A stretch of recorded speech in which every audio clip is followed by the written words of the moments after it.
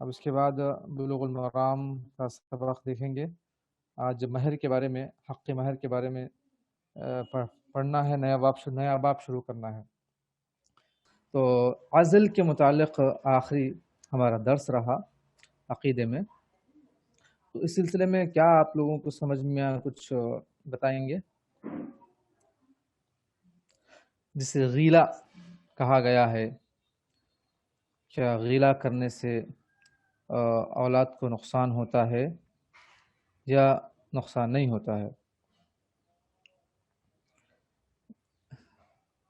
اصل غیلہ کیسے کہتے ہیں؟ انزال کا؟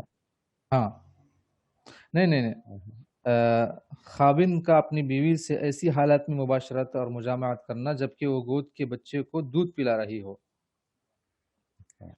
اور اہل عرب کا عقیدہ تھا کہ اس سے اس بچے پر اثر پڑے گا، یعنی اس کے اعضاء کمزور ہوں گے،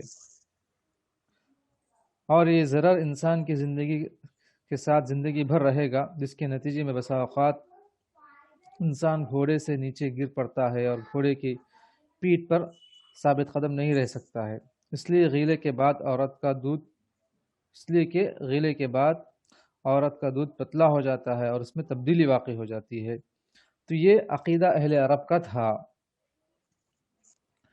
تو اس عقیدے کو اس حدیث میں اہل فارس اور روم کے تجربات کی روشنی میں ابطال کیا گیا، یعنی عرب جو عقیدہ رکھتے تھے اس عقیدے کو باطل کہا، کیونکہ اللہ کے نبی صلی اللہ علیہ وسلم نے فرمایا کہ فَنَظَرْتُ فِي الرُّومِ وَفَارِس، میں اہل روم اور فارس کے لوگوں کو دیکھ رہا ہوں کہ وہ غیلہ کرتے ہیں اپنی اولاد سے، تو ان کے اولاد کو کوئی نقصان نہیں ہوتا ہے، یعنی گود کے بچہ ہوتا ہے اس وقت میں یعنی ہم بستری کرتے ہیں، تو جب بچہ دودھ پی رہا ہوتا ہے تو اس سے ان کی اولاد کو کوئی نقصان نہیں ہوتا، اور خواہ کہ تم لوگ یعنی اہل عرب جو عقیدہ رکھے ہو، یہ بالکل غلط عقیدہ ہے، اس میں کوئی یعنی قباحت نہیں ہے۔ اچھا، اس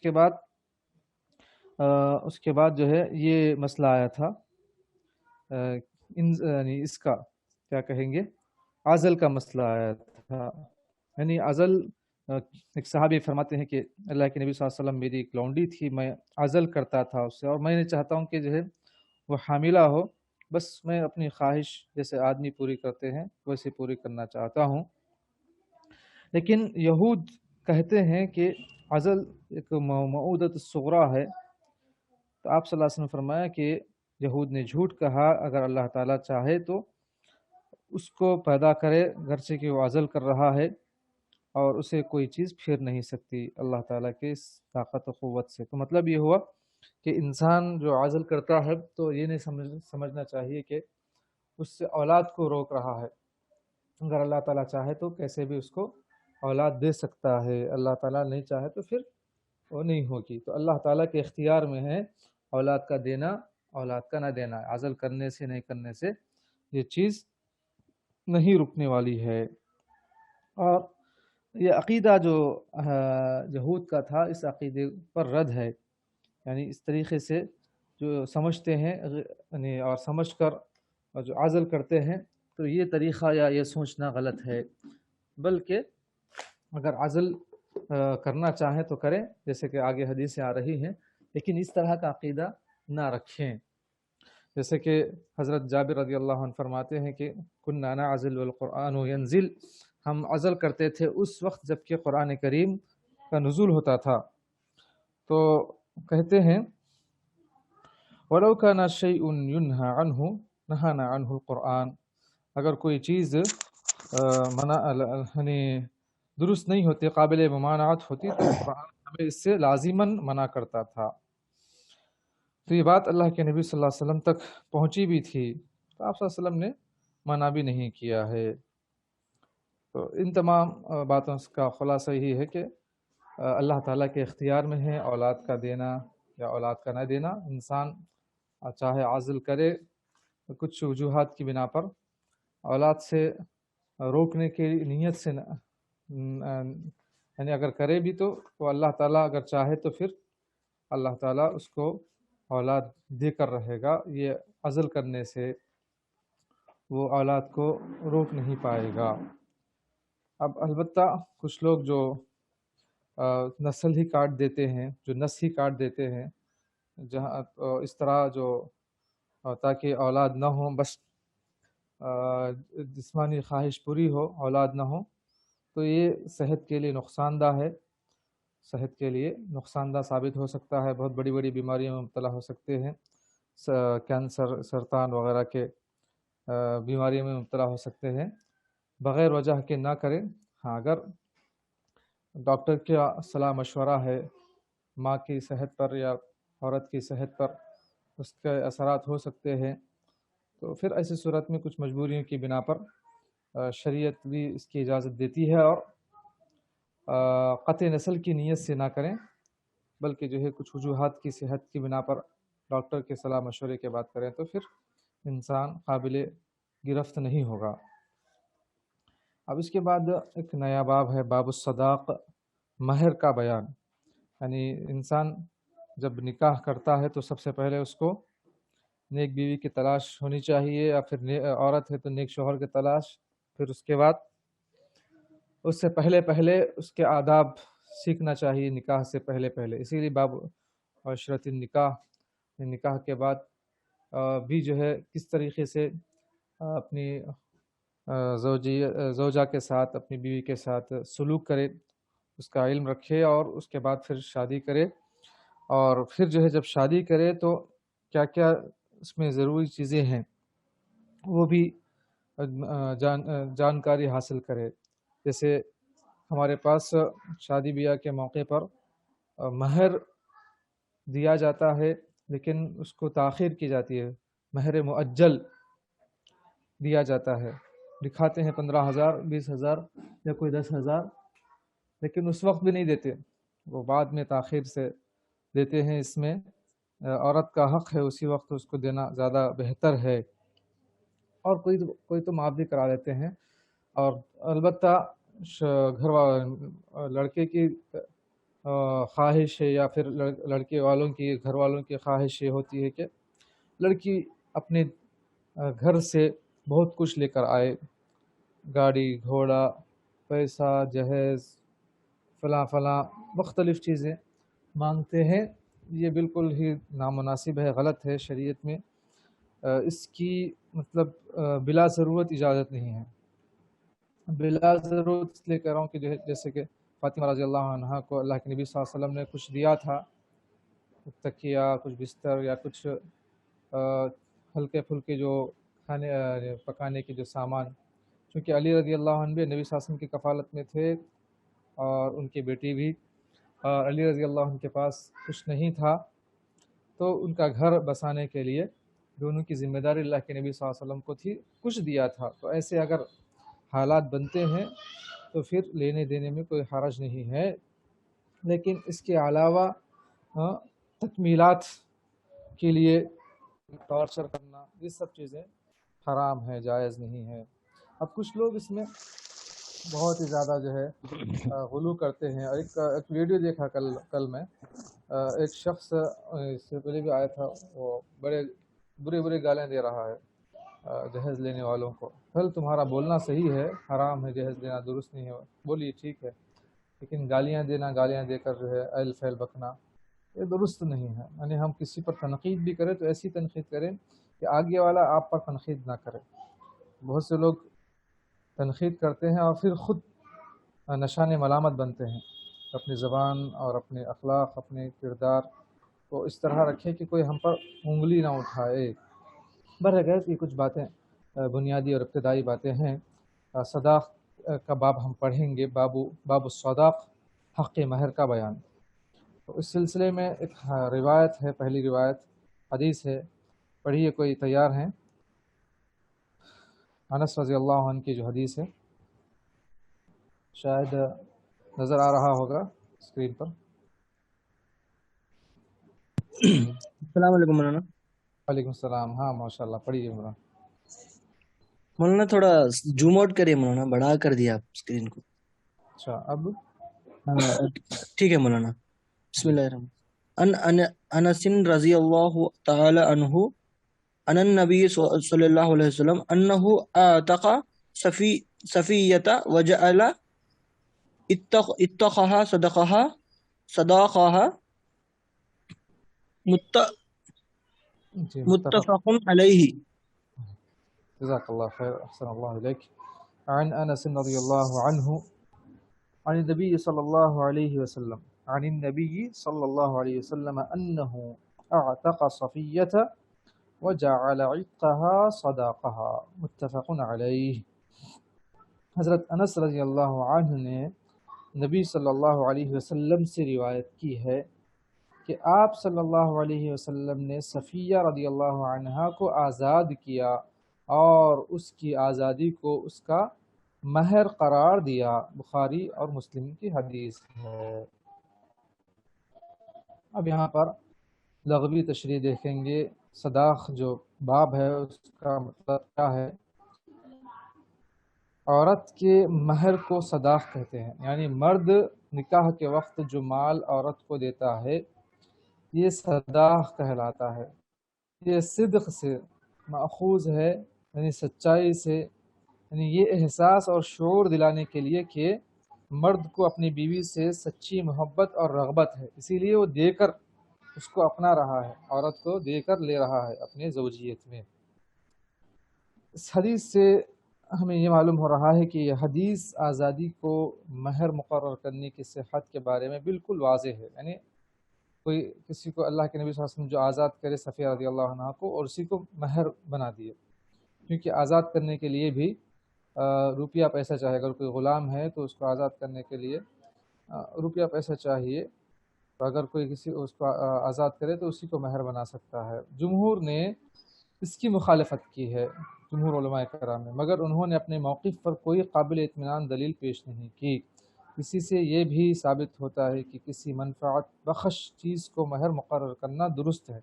یعنی اس حدیث سے معلوم ہوتا ہے کہ مہر ایسی چیز کو مقرر کرے جس کے اندر نفع ہو، کچھ نہ کچھ فائدہ ہو، نفع ہو، یہ کافی ہے. اچھا، کیونکہ آزادی بھی منفعت ہے، یعنی کہ وہ آزاد ہوگا تو پھر اس کے اختیارات ہوں گے، یعنی آزاد ہونے والے کو نفع ملے گا. اور اس کی تائید میں وہ واقعہ بھی گزر چکا ہے کہ آپ صلی اللہ علیہ وسلم نے تعلیم قرآن کو مہر مقرر کیا تھا. ایک صحابی اللہ کے نبی صلی اللہ علیہ وسلم کے پاس آ کر کھڑی ہوئی، نبی صلی اللہ علیہ وسلم دیکھ کر پسند نہیں کیا. ایک دوسرے صحابی آئے اور آپ صلی اللہ علیہ وسلم سے کہا کہ میں اس سے نکاح کرنا چاہتا ہوں. تو آپ صلی اللہ علیہ وسلم نے کہا کہ ٹھیک ہے مہر دو، لیکن مہر دینے کے لیے کچھ نہیں تھا. تو پھر آخر میں وہ ڈھونڈ کر آیا، کچھ نہیں ملا. تو آپ صلی اللہ علیہ وسلم نے کہا کہ قرآن یاد ہے کیا؟ تو کہا کہ ہاں. تو کہا کہ فلاں فلاں سورہ اس کو سکھا دو، یہی تمہارا مہر ہے. حضرت صفیہ رضی اللہ عنہا یہ راوی حدیث ہیں. اچھا، اس حدیث سے ایک دوسری بات یہ بھی معلوم ہوتی ہے کہ مالیت کے علاوہ دوسری چیزیں بھی حق مہر مقرر کی جا سکتی ہیں. امام احمد، امام اسحاق بن راہویہ رحمہ اللہ کا یہی موقف ہے. یعنی مہر کن کن چیزوں کو مقرر کر سکتے ہیں؟ ایک تو مال ہے، پیسہ ہے، سونا ہے، یا اس طرح کی دیگر جو بھی منفعت والی چیز ہے. اور دوسری چیز ایسی چیزیں جیسے قرآن سکھانا یا آزادی دلانا، کوئی عورت غلام ہے اس کو آزاد کرنا، تو اس کو بھی جو ہے مہر بنا سکتے ہیں. حضرت صفیہ رضی اللہ عنہا کون ہے؟ یہ ام المؤمنین حضرت صفیہ حیی بن اخطب کی بیٹی ہیں، اور ان کا رشتہ نسب حضرت ہارون علیہ السلام جو موسیٰ علیہ السلام کے بھائی ہے وہاں جا کر ملتا ہے. تو یہ خاتون اسی خانوادہ رسالت سے تھیں. ابن ابی الحقیق کی زوجیت میں تھی پہلے، نبی صلی اللہ علیہ وسلم سے پہلے، جو غزوہ خیبر میں قتل ہو گیا تھا. اور صفیہ رضی اللہ عنہا قیدی بن کر مدینہ آئی تھیں. تو انہیں رسالت میں آپ صلی اللہ علیہ وسلم نے اپنے حرم کے لیے پسند کیا، آزاد کر کے ان سے نکاح کر لیا، اور اسی آزادی کو مہر مقرر کر کے نکاح کر لیا تھا. اور اس کے علاوہ نبی صلی اللہ علیہ وسلم نے جو دوسرے اس کے بعد پھر آپ صلی اللہ علیہ وسلم نے ان سے ولیمہ کیا. یہ سب چیزیں اس کے بعد پھر ان کی وفات کب ہوئی؟ سنۃ اثنتین و خمسین فی خلافت معاویہ بن ابی سفیان رضی اللہ عنہ، معاویہ رضی اللہ عنہ کی خلافت میں 52 ہجری میں ان کا انتقال ہوا، اور بقی میں یہ مدفون ہیں، صحابیہ بقی میں مدفون ہیں۔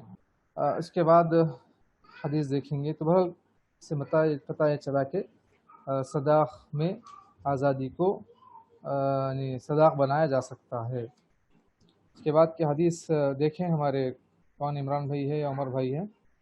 پڑھیے عن ابی سلمۃ بن عبد الرحمن والی حدیث۔ وعن ابی سلمۃ بن عبد الرحمن انه قال سألت عائشة رضی اللہ تعالی عنہا کم کان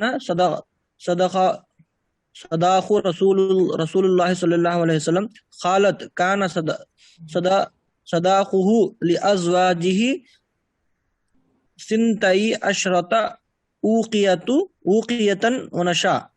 ونشا قالت اتدری من نشو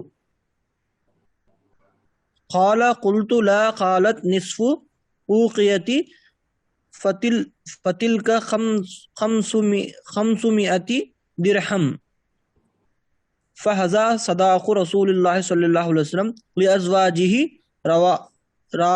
رواہ مسلم۔ جی، جو حضرت صفیہ رضی اللہ عنہا کے بارے میں جو اور تفصیلات یہ بھی آپ دیکھیں کہ صفیہ رضی اللہ عنہا جب یعنی غزوہ خیبر میں جو مدینہ میں قیدی بن کر آئی تھیں، تو اس وقت یعنی جو غلام ہیں یا پھر مال ہے، ان تمام چیزوں کو یعنی بانٹا جاتا تھا مسلمانوں میں، اور جو جنگ لڑنے والے مسلمان، جو گھوڑ سوار مسلمان، ایسے نبی صلی اللہ علیہ وسلم تو تمام میں جو بانٹا جاتا تھا، تقسیم مال غنیمت جو تقسیم کیا جاتا تھا۔ تو یہ صحابیہ صفیہ رضی اللہ عنہا جو امہات المؤمنین میں سے ہماری ماں ہیں، تو یہ صحابیہ دحیہ کلبی، ایک صحابی کا نام ہے دحیہ کلبی، ان کی زوجیت میں آ گئی تھی، ان کے حصے میں آئی تھی۔ یہ شاید وہی صحابی ہیں جن کی شکل میں جبریل علیہ السلام آیا کرتے تھے، ان کی شکل اختیار کرتے تھے۔ تو ان کی شکل یعنی ان کے حصے میں آئی تھیں، تو رسول اللہ صلی اللہ علیہ وسلم سے کہا گیا انہو قد وقع فی سہم دحیہ الکلبی جاریہ جمیلہ، کہ دحیہ کلبی رضی اللہ عنہ کے حصے میں ایک خوبصورت لونڈی آ گئی ہے۔ تو رسول اللہ صلی اللہ علیہ وسلم نے ان کو خریدا 7 قیدیوں کے بدلے میں، یعنی 7 رؤوس کے بدلے میں، یعنی 7 لوگوں کے بدلے میں ان کو خرید کر ان کو آزاد کیا، اور پھر ام سلیم رضی اللہ عنہ کو کے حوالے کیا۔ تو یہ صحابیہ اصل میں کون تھیں؟ حیی بن اخطب کی بیٹی تھیں۔ حیی بن اخطب یہ بہت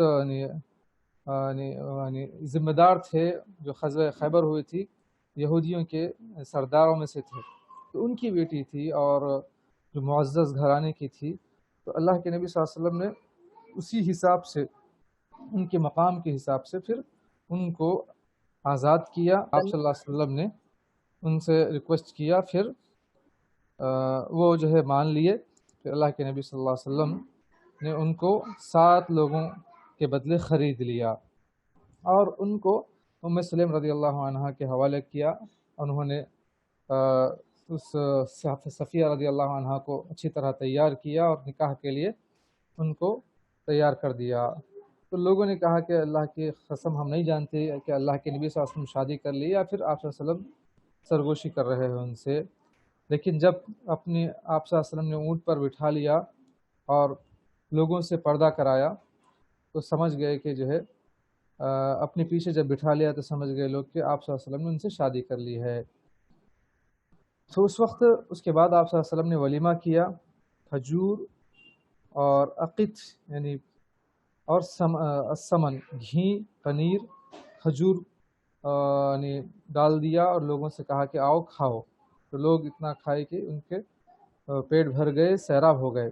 تو جس وقت عثمان رضی اللہ عنہ کو قید کر لیا گیا تھا تقریباً 20 دن آپ کے گھر میں، تو اس وقت صفیہ رضی اللہ عنہا نے جو آپ کی مدد کی وہ ایسے کہ ایک لکڑی کو جو ہے عثمان رضی اللہ عنہ کے اور ان کے گھر کے درمیان ایک لکڑی جو ہے ڈال دیا، جس پر جو ہے چل کر جا سکتے ہیں، ان کے گھر تک پہنچ سکتے ہیں۔ تو خشباً جعلت صفیہ رضی اللہ عنہ خشباً بین منزلها ومنزل عثمان رضی اللہ عنہ تنقل علیہ له الماء والطعام، تو اس موقع پر وہ ان کو کھانا پانی پہنچاتی تھی صفیہ رضی اللہ عنہ۔ صحابی رسول عثمان رضی اللہ عنہ کو جب قید کر لیا گیا تھا تو کھانا پانی بند کر دیا گیا تھا، اور اس حالت میں ان کو شہید کر دیا گیا جبکہ قرآن پڑھ رہے تھے رضی اللہ عنہ وارضا۔ تو اس موقع پر صفیہ رضی اللہ عنہ نے ان کی اس طرح مدد کی کہ کھانا پانی ان تک پہنچاتی تھی، ان کے دونوں کے گھر کے درمیان ایک لکڑی رکھی تھی جس پر چل کر اور جا کر پہنچاتی تھی۔ تو اتنی جلیل القدر صحابیہ ہے اسلام کی، انہوں نے اتنی خدمت کی ہے۔ اور اسی طریقے سے جیسے بہت سے اور بھی جو ہے واقعات ہیں آپ کے بارے میں رضی اللہ عنہ وارضاہ۔ تو اس حدیث سے ہمیں یہی پتہ چلا کہ اگر کوئی شخص کسی لونڈی کو آزاد کر کے اس سے نکاح کرنا چاہے تو یہ اس کے لیے مستحب ہے، اور اس کے آزادی کو مہر بنا سکتا ہے، اور اس سے عقد صحیح ہوگا، کوئی اس میں مذائقہ نہیں ہے۔ اب اس کے بعد جو دوسری حدیث پڑھے ہیں ابو سلمہ بن عبد الرحمن رضی اللہ عنہ سے مروی کہ میں نے عائشہ رضی اللہ عنہ سے پوچھا کہ رسول اللہ صلی اللہ علیہ وسلم کی بیویوں کا مہر کتنا تھا، تو آپ صلی اللہ علیہ وسلم فرمایا کہ ازواج مطہرات کا، آپ کی ازواج مطہرات کا مہر 12 اوقیہ اور ایک نش تھا۔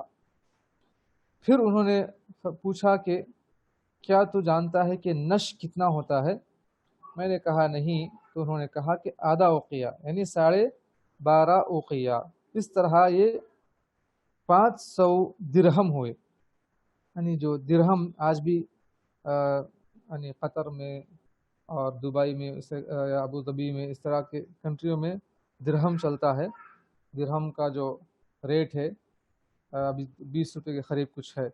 تو ایسا جو ہے 500 درہم اللہ کے نبی صلی اللہ علیہ وسلم نے مہر میں دیے تھے، بس یہ تھا رسول اللہ صلی اللہ علیہ وسلم کے ازواج مطہرات کا حق مہر۔ صحیح مسلم کی یہ حدیث ہے۔ یہاں پر اوقیہ جو کسے کہتے ہیں، اوقیہ چاندی کے سکے کے 40 درہم، ایک اوقیہ چاندی کے سکے کے 40 درہم، وہ آج کل کے 145 گرام کے برابر ہیں جس وقت یہ کتاب لکھے تھے۔ لیکن ابھی ہم اگر یعنی پیسوں کے اس میں کنورٹ کریں تو یعنی ایک اوقیہ تقریباً کئی روپیوں کا ہو جاتا ہے۔ تو جیسے کہ ایک درہم 20 روپے کا اگر مان لیں تو 145 گرام کے برابر ایک اوقیہ ہے، تو کئی سارے درہم بنتے ہیں۔ بہرحال آپ صلی اللہ علیہ وسلم نے اتنا زیادہ مہر دے کر نکاح کیا ہے۔ اور نصف اوقیہ یعنی 20 درہم ہے، ایک درہم 40 ایک اوقیہ 40 درہم کا، اور ایک نش یعنی 20 درہم کا۔ اب یہ اس کے بعد صحابی جو ہے یا پھر تابعی یعنی اس حدیث کے راوی ابو سلمہ بن عبد الرحمن رضی اللہ عنہ، یہ کون ہیں؟ ان کے بارے میں کچھ تفصیلات یہ ہیں کہ یہ صحابی قریشی صحابی ہیں، قول کے مطابق یہ مدینہ منورہ کے 7 مشہور فقہائے تابعین میں سے ایک تھے۔ کہا جاتا ہے کہ ان کی کنیت ہی ان کا نام تھا، ابو سلمہ ان کا نام تھا، ان کی کنیت کثیر الحدیث اور وسیع روایت کرنے والوں میں سے تھے۔ صحابہ کرام کی ایک بڑی جماعت سے حدیث رسول صلی اللہ علیہ وسلم کا سماع کیا، سنے، اور ان سے بھی ایک بہت بڑی جماعت نے علم حاصل کیا۔ 74 ہجری یا ایک اور قول کے مطابق 104 ہجری میں وفات پائی. ان کی عمر 70 برس کی تھی. یہ بہت بڑے تابعی گزرے ہیں. ابو سلمہ عبد الرحمن رضی اللہ عنہ وارضہ. عبد الرحمن بن عوف بن عبد الحارث بن زہرہ بن کلاب بن مرہ بن کعب بن لؤی القرشی الزہری المدنی. یہ صحابی یہ تابعی ہیں. تو اس کے بعد اس سے ہمیں یہ پتہ چلا کہ اگر مہر اتنا زیادہ بھی دے تو درست ہے. استحباب عدم المغالاتی فی المہور، یا پھر ہم کم بھی دے سکتے ہیں جس کے اندر نفع ہو، تھوڑا بہت ہو. ینبغی ان یکون المہر 500 درہم. اور اگر کوئی جو ہے اللہ کے نبی صلی اللہ علیہ وسلم کا جو مہر تھا اس کو بھی جو ہے دیکھ کر اپنا مہر مقرر کرنا چاہے تو یہ بھی درست ہے. یعنی 500 درہم کا جو ریٹ ہے آج کے حساب سے، وہ حساب سے اتنا پیسہ اپنی یعنی ہونے والی زوجہ کو وہ مہر کے طور پر دے کر نکاح کر سکتا ہے، یا اس کی قیمت میں سونا وغیرہ یا کچھ بھی اس طرح کی چیزیں، یا اس سے زیادہ بھی دے سکتا ہے، اس سے کم بھی دے سکتا ہے. چونکہ جیسے کہ آپ دیکھیں قرآن کو بھی مہر بنایا گیا ہے یا اس طرح کی اس کے اندر نفع ہے. تو ایک حدیث سے کیا معلوم ہوا، ایک صحابہ صفیہ رضی اللہ عنہ کے نکاح یعنی آزادی کو مہر بنایا گیا ہے. اور دوسری حدیث سے کیا معلوم ہوا، عائشہ رضی اللہ عنہ کی حدیث ہے کہ آپ صلی اللہ علیہ وسلم نے اپنی ازواج مطہرات کو تقریباً 500 درہم دے کر شادی کی ہے. اب اس کے بعد ایک اور روایت پڑھتے ہیں، لیکن وقت اس کی اجازت نہیں دیتا. انشاءاللہ آئندہ درس میں اور آگے کی تفصیلات پڑھیں گے مہر کے سلسلے میں، اور آگے کیا اور تفصیلات ہیں. اب یہاں پر جو حدیث ہے ابھی عائشہ رضی اللہ عنہ کا جو قول ہے، تو کہتے ہیں کہ لیس المراد من قول عائشہ رضی اللہ عنہ فهذا صداق رسول اللہ صلی اللہ علیہ وسلم لازواجه ان جميع زوجات رسول اللہ صلی اللہ علیہ وسلم كان مہر الواحدة منهن 500 درہم. یعنی اس کا مطلب یہ نہیں کہ تمام کے تمام ازواج مطہرات کو آپ نے اتنا ہی دیا، یہ نہیں ہے. بل ان هذا هو الغالب في مہور نساء رسول اللہ صلی اللہ علیہ وسلم، بلکہ یہ عام طور پر نبی صلی اللہ علیہ وسلم کے ازواج مطہرات کا مہر تھا. فقد كان مہر صفیہ عتقها یا عتقها، جیسے صفیہ رضی اللہ عنہ کا جو مہر تھا وہ ان کی آزادی کو بنایا گیا، جیسے کہ بھی ہم نے حدیث میں دیکھا ہے. کما ان مہر ام حبیبہ رضی اللہ عنہ كان 4000 درہم، جیسے کہ حبیبہ رضی اللہ عنہ، ام حبیبہ رضی اللہ عنہ، ان کا درہم ان کا جو ہے مہر 4000 درہم تھا، تو بہت زیادہ تھا یہ. او 400 دینار، یا پھر اس کو دینار میں لے تو 400 درہم، 400 دینار بہت زیادہ تھا. وإن كان النجاشي رحمه الله هو الذي تبرع بهذا المهر وأداه عن رسول الله صلى الله عليه وسلم تقريبا للنبي صلوات الله وسلامه ورحمته وبركاته عليه وعلى آله وصحبه. جبکہ اس مہر کو ادا کرنے والا ام حبیبہ کے مہر کو نجاشی رحمہ اللہ تھے، جو اس وقت کے بادشاہ تھے نجش کے، اسلام قبول کیے تھے. تو انہوں نے نبی صلی اللہ علیہ وسلم کی طرف سے تقریباً آپ صلی اللہ علیہ وسلم کی طرف سے ادا کیا تھا. تو لیکن آپ صلی اللہ علیہ وسلم سے معلوم ہوتا ہے کہ سب کا مہر ایک جیسا نہیں تھا، کسی کو کچھ کم کسی کو زیادہ، لیکن جو ہے جو عمومی طور پر 500 درہم تھا، جو عائشہ رضی اللہ عنہ نے بیان کیا. وقد ذکر ابن ہشام فی سیرۃ النبویہ ان رسول اللہ صلی اللہ علیہ وسلم استقى خدیجہ رضی اللہ عنہ 20 بکرہ. وقال الحافظ في الفتح وقد أخرج الطحاوي من طريق نافع عن ابن عمر في قصة جويرية بنت الحارث النبي صلى الله عليه وسلم جعل عتقها صداقها. وقال الحافظ في الفتح أيضا أخرج أبو داود من طريق عروة عن عائشة في قصة جويرية النبي صلى الله عليه وسلم قال لها لما جاءت تستعين به في كتابتها هل لك أن أقضي عنك كتابك وأتزوجك؟ قالت قد فعلت. تو حضرت یعنی ابو داود کی حدیث میں ہے کہ عروہ عائشہ رضی اللہ عنہ سے روایت کرتے کہ جویریہ رضی اللہ عنہ کے قصے کو لے کر نبی صلی اللہ علیہ وسلم کے پاس وہ آئی اپنی جو ہے آزادی کو طلب کرتے ہوئے. تو آپ صلی اللہ علیہ وسلم نے کہا کہ کیا میں تمہارا یہ قرض چکا دوں جو تمہارے جو ہے آزادی کا تمہارے جو ہے اس کا، تو یا پھر میں شادی کر لوں. تو کہا کہ ٹھیک ہے. تو آپ صلی اللہ علیہ وسلم نے کی بات کو انہوں نے مان لیا کہ ان کو بھی جو ہے آزاد کر کے آپ صلی اللہ علیہ وسلم نے نکاح کر لیا. تو اس سے پتہ چلا کہ جو ہے عمومی طور پر آپ صلی اللہ علیہ وسلم اپنی بیویوں کو 500 درہم مہر دیتے تھے، یعنی 12 اوقیے، لیکن کسی کو کچھ کم کسی کو کچھ زیادہ، یہ بھی آپ صلی اللہ علیہ وسلم نے دیا ہے. تو آج بھی اگر عورت کی طرف سے مطالبہ ہوتا ہے مہر کا تو مرد کو جو ہے پورا کرنا چاہیے اگر وہ کر سکتا ہے، لیکن اتنا بھی زیادہ نہیں کہ جس سے بالکل جو ہے اس کو مشکل ہو. عمومی طور پر جو عرب کے لوگ عورتوں کی طرف سے ڈیمانڈ کرتے ہیں، اور خواتین بھی جو ہے اس پہ کھلواڑ بنا لی ہے آج کل، کہ اس سے یعنی ڈیمانڈ کر کے مہر لیتے ہیں خوب اور نکاح کرتے ہیں، پھر 6 مہینے کے بعد پھر طلاق لے لیتے ہیں، پھر اس کے بعد کسی اور سے شادی کرتے ہیں، پھر اس سے ڈیمانڈ کر کے پھر اس سے مہر لیتے ہیں. ایسا بہت ہوتا ہے. کسی نے مجھ سے یہی ذکر کیا کہ میں کورٹ میں کام کرتا ہوں یا وہاں پر رہتا ہوں، اور ایسے ہزاروں کیسز پڑے ہوئے ہیں، اور ایسے کئی خواتین آتی ہیں اور بس طلاق کا مطالبہ کرتی ہیں. اس کی وجہ کیا ہے پوچھا تو وہی کہا کہ جو ہے مہر کا مسئلہ ہے. اب اس سے مہر لیتی ہیں پھر اس سے مہر لیتی ہیں، یہی ان کا جو ہے طرز ہوتا ہے. تو تمام عورتیں تو نہیں کرتی، کچھ عورتیں کرتی ہیں، لیکن یہ بہت زیادہ چل رہا ہے. وہ آزاد رہنا چاہتی ہیں ایک تو، اور دوسرا جو ہے وہ اپنا جو ہے خود سے آزادی سے رہ کر جیسا وہ چاہے کرنا چاہتی ہیں. تو یہ سب چیزیں اسلام میں جائز نہیں، غلط ہے. حق زوجیت ادا کرنے میں ہی انسان اس کے لیے خیر ہے، سعادت مندی فلاح یابی ہے. واللہ تعالی اعلم، وصلی اللہ وسلم وبارک علی نبینا محمد وعلی آلہ وصحبہ اجمعین.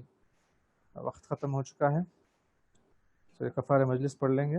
سبحانک اللہم و بحمدک، اشہد ان لا الہ الا انت، استغفرک و اتوب الیک. استغفرك واتوب اليك. جی.